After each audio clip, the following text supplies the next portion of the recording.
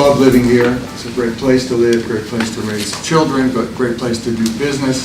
I know a lot of people in the room have had the pleasure of working with many of them in a very positive and productive relationship over the years.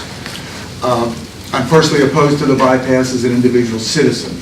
I am a board member of the Greater Oakland Business Association, and that is clearly one of the issues that is important to the Business Association. And we are working as a board and as a team to determine what's the proper message to be given, what's the proper direction to take, in light of the fact that, I think as someone pointed out, if I do my math, 11 years has passed since that study referenced in Mayor Jamison's letter was conducted.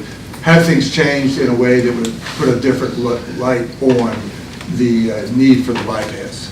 I said I'm personally opposed to it because I do think with the efforts that have ongoing in revitalization of downtown Oakland, with spillover to Mount Lake Park and Loch Lynn, we have come a long way in increasing the economic vitality of this little conglomerate of municipalities here. And I think you guys have been coming up for many, many years, can probably see and feel that difference when you're up here compared to what it might have been 15 years ago.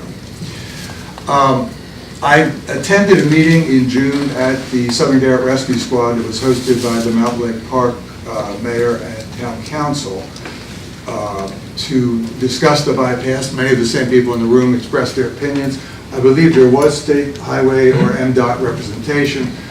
We asked a series of questions at that meeting, and I know you guys took copious notes. To date, at least I have not seen any responses back. Have any responses been given?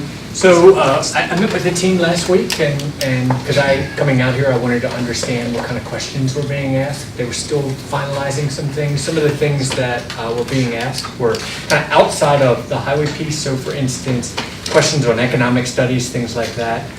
So their original focus was whether we had done them or not.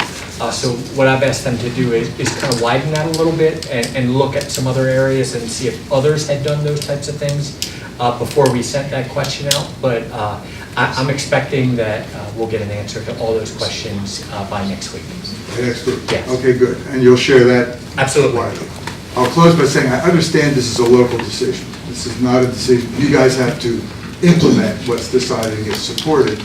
But I do think with what we get back from you and some of the energy and activity, and I believe my seat of the pants feel is that if we were to take a vote today of citizens of the area, the bypass would not receive a favorable review. Again, I don't have any factual data to substantiate that, but I believe seat of the pants that's true.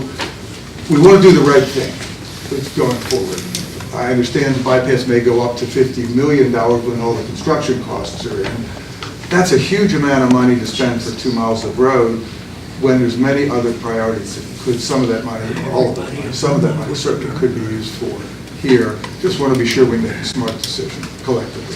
Thank you again, and thank you for the great work you do as a driver and a citizen going back and forth through Maryland, and a native of Maryland. I agree, Maryland has one of the best road networks in the country. And the NBA work is great too.